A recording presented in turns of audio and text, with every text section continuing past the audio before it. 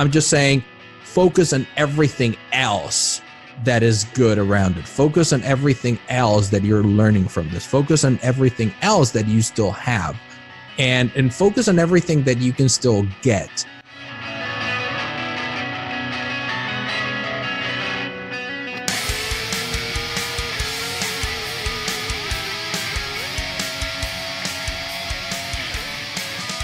Hello and welcome to the Resiliency Reformation Podcast from Closer to the Whole Resiliency, where I, as your host, Christopher McKinney, along with many great guests, talk to you about living a more resilient lifestyle. If life has you down, I'm here to pick you up, and if you're already up, I'm here to hold you there. So buckle in, hang on, because life's ups and downs are here to stay, but don't worry, because so am I. We have a great show with great people, all who love helping others learn how to be more resilient. So thanks for listening, and I really hope you enjoy this episode.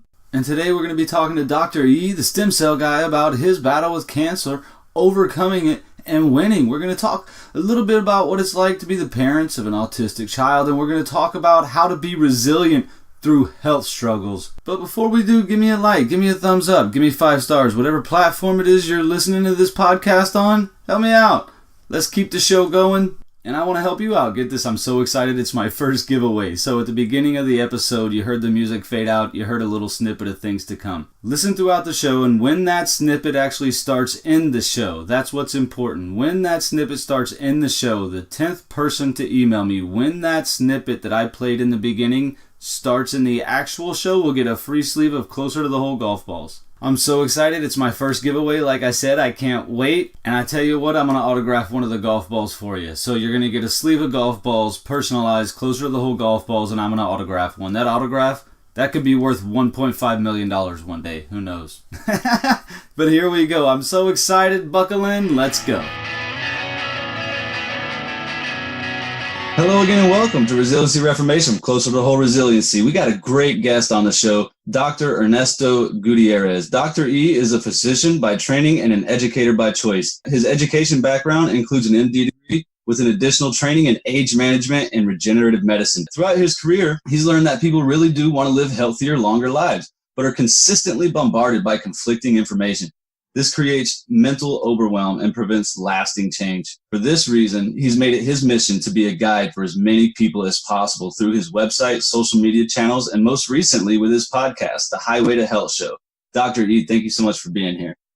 Thank you for having me. It's a pleasure. Yeah. I'm so excited to have you on my show. For the listeners, I was recently on yours, Dr. E's Highway to Health. That'll be coming out soon. So I want to start the show out by asking the same question I ask all my guests, which is, when I say it is important for one to be the golf ball and not the egg, what does that mean to you? Well, I think it starts with awareness of realizing that life is not just the good things. We tend to idolize and we tend to romanticize our lives and what they should be like. Based on what we see on TV, what we see on social media, what we see everywhere. We're just seeing what we don't realize is that we're just seeing the highlight reel of everybody else. So when life happens, and it doesn't necessarily have to be something tragic, but when just a small thing happens and somebody cuts into you in traffic, or they're out of what you want to have at the diner, or maybe something a little bit more like you lose your job or you have a problem at work, or anything like that, then you're suddenly not equipped to handle it. And you think you're a complete failure because, well, this is not what everybody else is going through. Look at everyone's living happy lives and I'm losing my job, or I'm happening this. And why does it always happen to me? So I think that number one, and the most important thing in order to be more like the golf ball, is to think more like the golf ball. The golf ball is not worried that somebody's going to swing and hit it. It just knows that that's what happens. I'm a golf ball. So we need to realize that life will punch us in the face from time to time. And that's just the way it is. Yeah, I love that. I absolutely love that analogy comparison. Life is going to punch us in the face, right? And we've got to bounce forward from it, right? And that's what the golf ball is going to do. And speaking of life punching you in the face, what a lot of people may not know is you battled with and defeated cancer, the epitome of resiliency. So I was wondering if you would feel comfortable talking to us a little bit about that. What kind of cancer was it? how much resiliency it must have taken to defeat it, and where you are now, and how this may sound crazy, but how that journey helped you along the way to be the person you are now. Yeah, that was quite a punch to the face. So here's the thing. I was in my early 20s, 22, 23, I think. I was in the middle of going through med school. Where I went to school in Mexico. And medical school there is different from here in terms that you don't do an undergrad and then you do 4 years of medical school. You go right out of high school, you do 1 year pre-med, and then you go straight into medical school. But it is a 7-year program. So I was like right in the middle. In the end, it's pretty much the same thing. It's a longer thing. And that's why you hear people in, 19 and 20 and they're like, oh yeah, I'm in med school. But like, well, it's because that's the equivalent of their pre-med. But anyway, going back, I was maybe 22, 23, and I was going through my oncology rotation. So here's the funny thing. We were going through oncology rotations, and we were going to the hospital and we were seeing patients.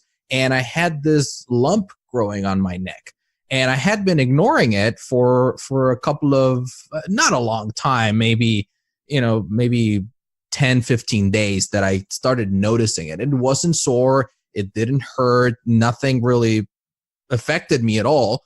And at first I thought, even as a medical student, I thought, oh, you know what? I probably slept wrong. And it was because I spent the night on the couch, or because this or because that. And I wasn't paying attention to it. Why? Because it wasn't affecting me. It wasn't hurting. It wasn't doing anything. And then it started growing and growing. And it was one of the doctors there at the oncology ward who said, you know what, before we bring in the next patient, why don't you take your shirt off? Let me take a look at that. And then he pulled me aside, and he wasn't going to say that in front of everyone. And he said, listen, I don't know what it is just by looking and touching it. It definitely is a tumor. It definitely is a growth. So you need to get yourself checked. And this was a Monday, and our rotations were Monday, like very early. And I don't remember who I called. I think I called my dad, and I said, hey, listen, can you ask one of your friends who they recommend if they know an oncologist or something like that. And because this thing that my parents had seen it, this thing, they're saying that it's tumor, so they just need to study it, maybe get an ultrasound or something along those lines. I didn't really pay much attention to it, right? I continued class the rest of the afternoon, and then I got a call back, and they're like, okay, we have an appointment for you this afternoon, just coming in. I went in to see the doctor. It was probably on Tuesday, and I saw the doctor, and he saw it, and he said that he needed to do a biopsy. So first we did CT scans on Tuesday or Wednesday, and it didn't look very nice. So we scheduled a biopsy for Friday. So the week started on Monday, and I was in school, and it was all looking great. And by Friday, I had a confirmed diagnosis of a Hodgkin's lymphoma. And thankfully, at that point, we started doing all the staging studies. So they start looking at the rest of your body, make sure that it's not everywhere else. I was very, very lucky in a way that it was very, very well contained. So it's just in the lymph nodes around the neck that had affected. It had grown a little bit beyond that, but it wasn't like my lungs weren't affected. Nothing else was affected. So they told us, you know what, you've got a great prognosis. We're still going to do chemo. We're still going to do radiation therapy afterwards, but it's looking good. Now, here's the thing though. And what I learned from it was that, number one, it wasn't an easy year after that. It wasn't even a full year. It was maybe about 8 months of chemotherapy and radiation. And it really wipes you out, man. But you know what? It was a lot harder on my family. I think that I built, without knowing it, I developed resilience because I wanted to put up a good face for them. You know what I'm saying? I heard. So I'm the only one who went to medical school in my home, like in my house, in my family, really. My dad's an engineer. My mom stayed at home. And my brothers have nothing to do with it. No cousins, nothing like that. I understood what they meant when they said the prognosis is great. So you've got a 90-something% chance of going through with this, of the medication working, and about a 60 or 70% chance of no remission, and so on and so forth. So I was very clear that it wasn't going to be a stroll in the park, because the chemo does wipe you, but I knew that I was going to get through. However, my family didn't. They thought that it was just, they weren't sure how much was complete honest feedback and how much was maybe the doctors are just telling us this so that we're optimistic. And I knew, so I was 23. My parent, my brothers were 20 and 18.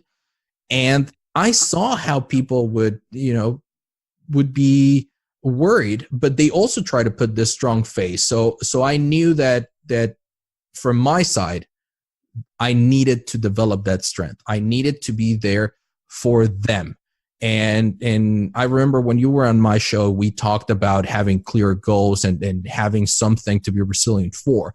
So I developed that resiliency for the people around me because I knew that they needed it, and it helped me. So it's something that when I look back, I wouldn't wish this on anyone. And I probably would have, if I had a chance, I would choose a different learning strategy. But I'm grateful. I'm grateful that I was able to go through that, and I was able to live those things because of so many things so many learning experiences and so many things that have made me the person that I am today.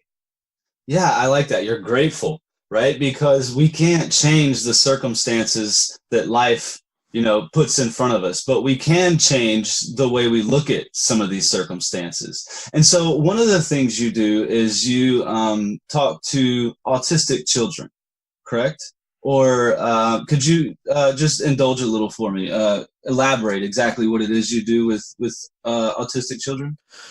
So in my practicing career, I do regenerative medicine. So I work a lot with stem cell clinics, and we've been developing a lot of different stem cell treatments.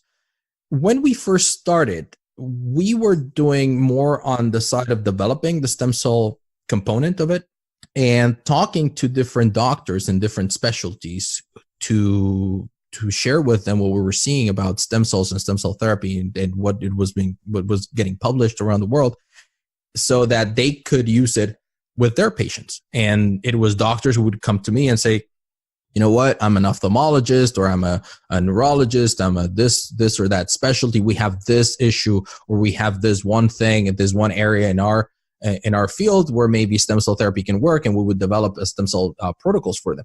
And one of such doctors was a doctor who dealt with a lot of special needs children, mostly children with autism.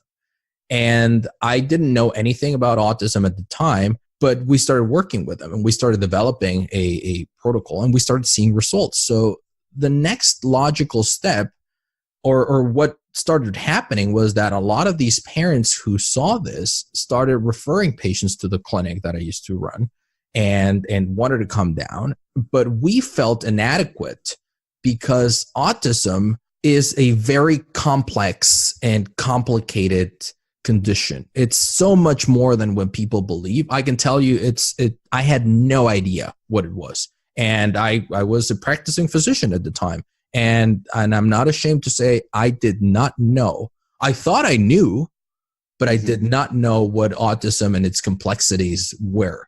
So what we did was we started training ourselves. The doctors that were at the clinic, myself, we started going to training so that we could be and we could understand what autism was about. So we went and got additional training as autism primary care providers, which neither of us are. But we wanted to get that training so that we could understand and we could further develop this. And that's really been a very big chunk of what I've been doing in the last couple of years. I speak a lot at the different conferences. I've been able to help a lot of families.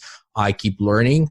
I keep using that same information to help patients who might not be or who are not on the spectrum, because in reality, autism is so much more about toxic insults that these children get, because autism is something that you acquire. It's not something that you're born with. So how do people develop it? And most people are quick to blame vaccines. I don't think it's the vaccines entirely. I think they might play a role in certain kids, but not in all of them. And what's important is to understand everything else that we're doing. So I've been able to use all that knowledge in understanding how we can live healthier lives in general. Because all the recommendations, what I noticed is that every recommendation that we started giving these parents for their kids were valid for every single person. You know, the specific kind of diets, and making sure that you're emphasizing brain nourishment, and that you're avoiding certain toxins, and that you're avoiding certain other things. So all of those things I've been able to grab and take them away, just not away, but out of the treatment of autism, and adapt it and use it in my own practice right now, which is overall health and wellness for everyone. Yeah, for sure. Overall health and wellness for everyone. And to go back to when we first started talking about you, one of the things that I wanted to kind of touch on is you didn't say this in the podcast. You kind of told this to me in confidence, but I'm going to call you out a little bit. You said that you didn't want it to define you, right? Yeah. When we first started talking about you overcoming cancer, you said you didn't want it to define you. And one of the reasons I brought up autism is I'm wondering, when you talk to parents of autistic children, and like one of the things you said just now, brain nourishment, right? Because I think that's obviously one of the most important parts. When you talk to the parents of autistic children, and when you give these speeches, or when you do these talks, do you kind of relate that? Do you say, hey, this isn't going to define us. This doesn't define your child, right? Is that something that you kind of relate to them? Absolutely. I think that was one of the biggest takeaways that I got from my entire experience with cancer and going through hospitals and all those things. That I learned that I didn't want that to be the one thing that defined me. Nowadays, you will even see people that I've met, friends that I made years later when I was in my late 20s. And I moved from Mexico, and I met people, and I knew them for 3-4 years sometimes, and they had no idea I had cancer. So when it came up and I brought it up and I said, oh yeah, well, I had this, and they're like, more than once have thought that, oh, this guy's just making stuff up. How can I know him for 4 years and I've never known such a big thing? It's not like I hide it. Like you were asking me at the beginning, like, oh, is this a sensitive thing? No, I don't hide it at all. I just don't want this to be the one thing that defines me, because there is so much more to me than having had cancer. And going back to your question, absolutely. And not just with parents of autistic children, but we emphasize this for every person. If you think about it, we've been in a very privileged position at the clinic that I ran for so many years, doing stem cell treatments, because we were able to treat a lot of conditions that in most places, for instance, most of our patients were from the US, because here stem cell treatments at the high level that we're doing down there are simply not allowed. For regulations are different. I'm just not saying that they're good or bad. They're just saying they're different, and they have to go through different pathways. It's going to take longer. So patients are traveling. We're seeing patients who have had these super grave diagnoses, and the first thing that we tell them is like, listen, this is not a death sentence. It's not. It might not be fun, but it's not a death sentence, and don't let that label define you. So we've been able to work with patients with Charcot-Marie-Tooth disease, patients with multiple sclerosis, patients with Parkinson's, patients with all sorts of strokes, of spinal cord injuries, and it is so much more important, or just as important as the stem cell treatment, for them to know and to work on not allowing this to define them. Now, will many of these conditions limit their life experience? Absolutely. I mean, I'm not even going to lie. I'm not going to tell them like, oh, just pretend it's not there. Pretend you're not, trembling. Pretend you're not losing strength. I'm just saying, focus on everything else that is good around it. Focus on everything else that you're learning from this. Focus on everything else that you still have, and focus on everything that you can still get, because that's the most important thing. And just to go touch back a little bit on this, we had, and we had a patient with multiple sclerosis, and she came down and she spoke to her neurologist back at home before she went down for treatment. And the neurologist said, well, I don't believe it's going to help. I really don't want you to do it. But if you really want to do it, let's take a look. Let's see if it works. So let's get you an MRI. So they did an MRI. They figure out the parts of her brain, brainstem, and central nervous system that were affected, how bad it was. And then she went down for treatment, and she got treated, and she went back, and she was feeling much better. She had more energy. She had bladder control, which is a big deal. She had a lot of these improvements. And a couple of months later, about 6 months later, the neurologist said, okay, let's do a follow-up. It's very nice that you're having all these clinical improvements, which basically means it's stuff that we really cannot measure other than you telling me that it's getting better, right? Mm-hmm. Some of it is measurable, but most of it is just subjective. So let's do a new MRI. And they did a new MRI, and it turns out that it looked exactly the same as the previous one. So if you look at the first one and you look at the second one, they would look exactly the same. So what did the doctor conclude? You see, it didn't work. I told you. And the patient said, I don't care. I feel much better. Yeah. So, and I'm not saying that stem cell therapy is just a placebo, because there's a lot of different studies that have been made that demonstrate that what's really happening is that it's healing in a different way. And there is a clinical improvement that is not a lot of the times measurable. But what we're doing today is that we are defining ourselves, we're defining our patients by a lab result, and we're treating lab results, we're treating MRIs, we're treating CAT scans, and we're forgetting about the person that has all these different things that they can still do to improve those outcomes. And we've seen it time and time again.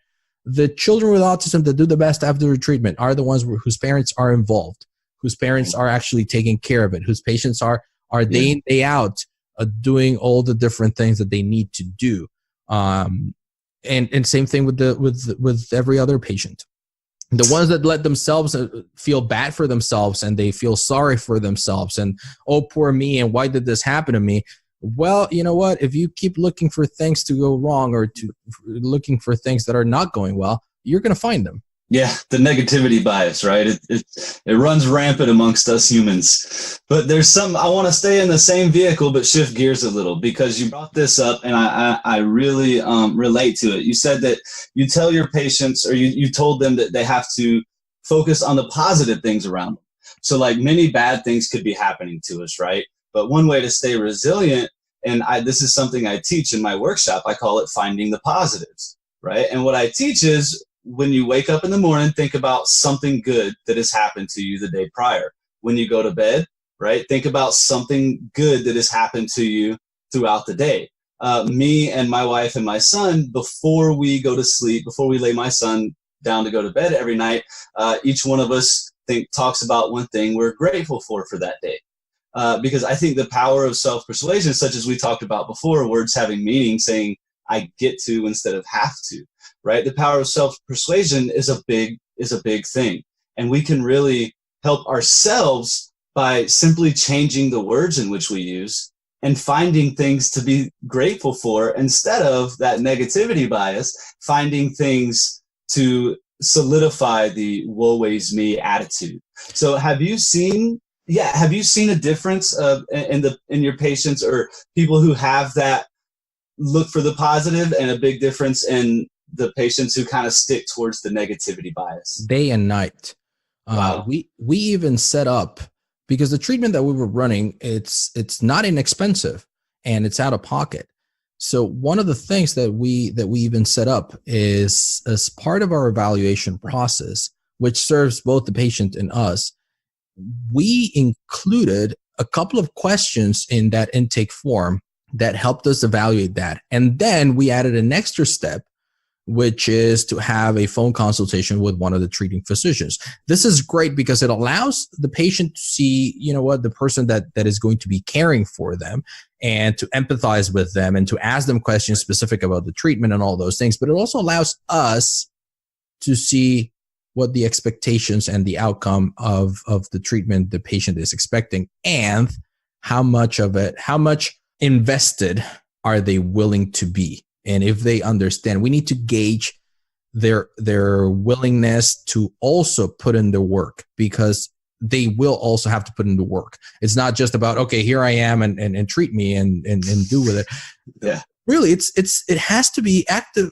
Health is an active process. And doctors, as much as we like to think that we come in and we solve the problems, we don't. We facilitate for the patient to heal. And it doesn't matter what we're doing, but it has to be an active process. So this is, this is so important that I cannot emphasize it enough. And just to give an example for people, this is not just woo-woo. There is scientific evidence behind it. And for those of you, for those who might want further explanation, I'm a bit of a computer nerd. So when you look at it this way, when you look at your brain like a computer, a lot of the times when we think about taking care of our brain, we're thinking of the hardware. We're thinking of what are the nourishments that it needs? What are the nutrients that it needs? What are the things that I need to avoid? How can I sleep a little bit better so that my brain is functioning in an optimal state? But we forget about the software.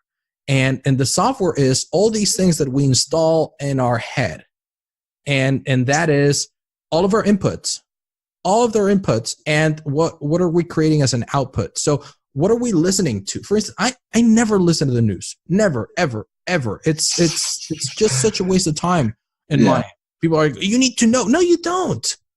I'm not saying I'm happy for what's happening in the other side of the world. I'm just saying it's not affecting me or my immediate family enough for me to be destining part of my brain capacity. Now, is it because I don't care about human beings? No, it's because I also know that there's people who are doing those things. And it's like, I know you guys got that. There's somebody else doing that. I don't need to worry about it. So I don't need to learn and to know that that's happening for me to be a valuable human being for my society. I am aware of the things that surround it, that affect, and I can say, you know what? Because everyone else is doing that, I am taking care of this, and I am helping people understand that health is really easy and achievable. And that's how I take care of what's coming into my head and what I'm using as inputs. So I will never read a tabloid. We never watch TV. Like, I have a TV, and it's our baby who watches Netflix right now. My wife and I will probably watch an episode of a series at night, but sometimes it's weeks without, especially when soccer season in Europe is in a break. I don't even switch it on. That's the only thing that I watch on it, the football matches, and that's it. So I think that we need to be very, very careful and very aware and very conscious of what we're putting in our head is doing to us. Because if we keep hearing all the negativity, then we're going to be afraid. And if we hear positivity, then we're going to have a completely different outlook. It's just like you were sharing with us, you know what, if you say, I get to do this, it's a completely different outlook. And in the end, you know that the result is the same. You're going to go to work. As I get to go to work and I get to have this impact, you're going to go in there with a completely different outlook than somebody says, oh my God, I got to go to work now. And that's just how we work. And it's the same for dieting. It's the same for exercising. It's the same for spending time with our loved ones. It's the same for all those things. The words and how we talk to ourselves, because whether we realize it or not, every decision that we make, we're talking to ourselves in our head. We're creating these thoughts, and we don't have to say it out loud. If we're creating those thoughts and we're repeating them to ourselves, we are really emphasizing those neuronal pathways and that way of reacting. And that's why negative people are so negative, and they're always complaining, and positive people are always positive. Now, if I had a choice, I would probably be a positive person, but I've also been a negative person. Don't get me wrong. It's just something that we need to be aware of. Yeah, and just to solidify everything that you just explained, I used to watch the news religiously, and I used to listen to the blues religiously. I was a big blues fan, but I used to play the harmonica because I loved the blues. I played the harmonica for years. I used to be quite good at it. I probably still would be if I picked it up, but I quit playing harmonica. I quit listening to the blues because what is the blues? exactly what it sounds, the blues, and I quit listening to the news. So I replaced the news and I replaced the blues with motivational speakers. And I would, instead of listening to the blues, I would listen to a motivational speaker. Instead of watching the news, I would turn on, Zig Ziglar's my all-time favorite. I don't know if you've ever heard of Zig. Yeah. May he rest in peace. Or Les Brown or Goddard or somebody like that, and it will completely change your outlook on life. And it will help you, right? Don't you think, to think positive instead of negative? Absolutely. If you had a choice, you would rather be happy than to be thinking about all the awful things that could be happening. Now, are there a lot of awful things which could be happening? Of course. I'm not, like I said, this is not about just being blindly optimistic. I call that being a bit of an idiot. This is more about being aware of life and of the ups and downs, and that's what this is about, and being better equipped to deal with the ups and the downs, because most of the time we're not. If we don't have the software to really deal with it, that's when we're really just swinging by. Yeah, I like that. I love I'm not a computer guru, but I get the analogy though. Excuse me. So I really like it. So I want to ask one more question, and then we're going to start wrapping it up. When you first went into medicine, you wanted to be a pediatric, and then all of a sudden a transition. I was wondering if you could talk to us about what made you want to get into pediatrics and what made you want to transition into what you're doing now. Well, I always wanted to be a pediatrician for some strange reason. And this is something that growing up, I always wanted to be a doctor. That's one thing I wanted to be, and a couple of other things, an astronaut. But I really wanted to be a physician, and I was very clear. I wanted to be a pediatrician, and everyone said like, "Oh, once you get there, you'll see the other specialties, and you might want to go to a different one." And I said, "No, I want to be a pediatrician." So I got in there, and I really enjoyed working with kids, and I finished, and I started a residency program into pediatrics. But I realized very early on that although I truly enjoyed being able to help children with their diseases and their conditions and watching them grow and doing all those things, I was not very good at dealing with their moms. and that's kind of a big part of the package. So after a bit of introspection and realizing that wasn't really my calling, I decided to drop out of that and just go into a different field, which is anti-aging and age management. And one of the things that I always said is that the biggest breakthroughs in my life and professionally have been when I've said no, when I've stopped and I realized that I was not doing something that I wanted to do for the long run, or that wasn't serving me at the time, and I gave it a hard stop. And that was the first one when I said, you know what, this is not something I'm going to pursue any longer, because it is not how I want to live the next 60 years, right? It's not something that will serve me. Sure, a lot of the times we get enamored with the title that we've always fantasized about, that we've always had as a goal, right? And this happens to everyone. We're lawyers, and they're like, "Oh, I've always wanted to be a lawyer. I've always wanted to be a lawyer." And they realize early on that it's a miserable life, but they still just want to be a lawyer. And suddenly they have a law degree, and they're practicing, and they're hated, and they're miserable. But they're like, "Oh, I've put in so much time. My entire life I've wanted to be a lawyer, and now I'm finally a lawyer, and it's gonna get better. It's gonna get." And in reality, it's like, you know what? It doesn't necessarily have to be that way. It doesn't necessarily. You don't need to continue on the same path if you realize that it's no longer serving you, and maybe it did at first. So that was the case for me. Wanted to be a pediatrician served me throughout my career, because even though like all through chemo, I was still going to school. very irresponsibly. My oncologist wasn't very happy about me going to hospitals when I had like 2 white blood cells trying to protect the rest of my immune system. But I really wanted to do it. And part of having those goals, or having those goals was part of that motivation. So it served me really well up until that point.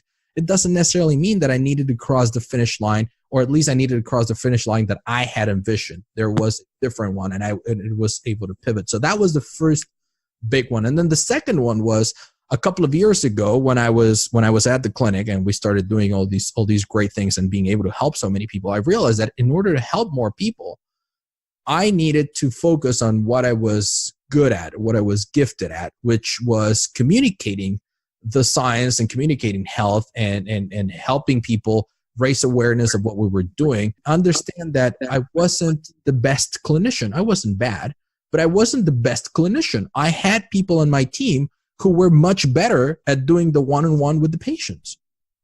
But again, I was just so fixated on thinking, well, I've spent all this time becoming a doctor and now I'm not going to work one-on-one with patients. Like, sure, but now my impact is much larger because I'm able to go and stand in front of a group of people and talk to them in front of a group of doctors and train them in how we're doing things. And they can in turn serve more patients. So like I said, and just to wrap up your question, realizing that sometimes you need to switch. I think it's a big part of it. Realizing that, it has served me up until this point. We think that, if I don't cross the finish line, it's a complete waste of my time of all those last 35 years. No, it's, it served you up until now. Be grateful. And just because it's very popular right now and everyone's talking about it, be very Marie Kondo about it, right? And realize if it's no longer serving you, that's it. Just be grateful that it's happened and end the chapter and move on. Because if not, you always have it in the back of your head and you're trying to do 2 things and you're not great at either. Yeah, I love that. End the chapter and move on, right? And so on Dr. E's show, for my listeners, we talked in depth about goals and goal setting and when it's important to maybe transition into a new goal. And so I would really urge everybody to go to Dr. E's Highway to Health right around episode 14, I believe it was, and give a listen to that. But we're going to start wrapping this show up. And I got to ask you, Dr. E, do you play golf at all? I used to play golf. Again, another thing that I gave up. I used to play golf a lot growing up. My parents had a home in Acapulco and right on the golf course. So we spent a lot of time there, my brothers and I, just shooting golf. All right. So I would love to play at a golf course in Acapulco. I bet that was beautiful. But you're familiar with mulligans then? Absolutely. Okay. So I have to ask you to end the show. You can take your time and think about it if you need to. But if life was a game of 18 holes, because golf is a game of 18 holes, if life was a game of 18 holes, what hole do you think you'd be on right now? And how many mulligans would you have taken to get there? Wow, that's a good question. Thought-provoking. I would think that I'm around the 7th hole. 6th or 7th hole. I've taken maybe 2 or 3 mulligans as well. That's not bad. I'm at about 8 or 9, I think. Yeah. Well, you know what? I grew up playing golf with my brother, so we were always competing, and we were very strict about not allowing mulligans. So maybe I'm just fixated that way. There are several things, like I said, that I probably would have done differently. But here's the thing. Given the chance, some of them I probably would change. So with a mulligan, like, okay, let's just redo it, right? But when you look at it and when you stop and you look back, the person that I am today is because of all those, slices and all those hooks and all those bad swings, correct? 100% right. Yeah. Maybe if I take a mulligan and one of those that I really regret, I wouldn't have met my wife. Or maybe I would have made a different decision at one point or another. and it would have changed the trajectory of my life today. So that's why I'm very, very hesitant about it. And going back to the beginning, if most people would probably say, well, I probably wouldn't do the whole cancer thing. Like, I probably wouldn't have chosen it that way, but I know that the person that I am today is because of that. I don't know if I'd change it, to be honest with you. So that's the reason why I'm going easy on the mulligans. I really cannot think of very, very big things that I'd say, you know what, I really want to take that one back. However, to go back on your analogy on what hole I'm in, I think that I've already gotten the hang of it. I know what the game's about. I know what the stakes are. I've had a couple of good swings. I've had a couple of very bad swings. But I'm aware of what's coming. I kind of like getting the pattern, and I'm starting to get ready for the back nine. I like it. So you're not quite at 9 yet, but you're almost there, and you're getting ready for it because you got it down, right? That's where I feel. That's where I feel. There's been a couple of chapters that, like I said, that we've closed, and it's time for the big stretch. I always thought of golf instead of you say 18, but it's more like, for me it was more like 3 6s. So it's not just the front 9 and the back 9. For me, it was the first 6 you're still partying around. Then the second 6 is like when you're really doubling down on it. And like, no, I really got to win. Because that's when you realize if you really have a chance at it. If you're already too far, or you can still catch up. So it's in the middle 6. It's in the second 6, right? And then the last one, so it's like, okay, if I've done things right in the previous 12 holes, then I got an easy way. If I haven't, then I probably am already checked out. So that's why I kind of position myself there. I'm starting that middle 6. Yeah, so I really like that, and actually I think I'm going to take that from you. I like 3 6s instead of 2 9s. That's pretty cool. You might want to check. I think I got that one trademarked, but All right, so Dr. E, if the listeners want to find you, where can they find you? If they want to contact you, if they want to go to Dr. E's Highway to Health and leave you a 5-star rating, let everybody know how to get there.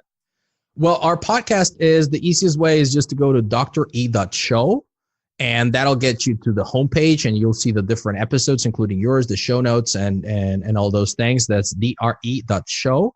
That lands on my website, but if you want to go directly, it's just drernestomd.com. And I'm the same on every social media. Most active on the one that I really use myself is probably Instagram. So Dr. Ernesto MD. That's if you want to send me a message or anything like that. You can do it there. But we've also got our Facebook and Messenger and Twitter and pretty much everywhere. So if any of our listeners today think that it's time to improve their life, their health, their wellness, and that of their families, I'll be more than happy to help them in any way I can. That is awesome. So feel free to contact Dr. E. And Dr. E, thank you so much for being on my show. Not a problem. It's a pleasure.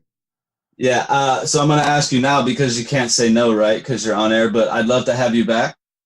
Absolutely. Just let me know my contact info, and we can do a follow-up. All right. Thank you. And hey, thank you all for listening. You can find me if you want to shoot me an email, ask me a question. I've been getting some great emails lately. Keep them coming. Closer to the Hole 18@gmail.com. You can find me at my website, closertothehole.com, Facebook, Closer to the Hole, Instagram, Closer to the Hole, everything Closer to the Hole. Thank you all so much. And until next time.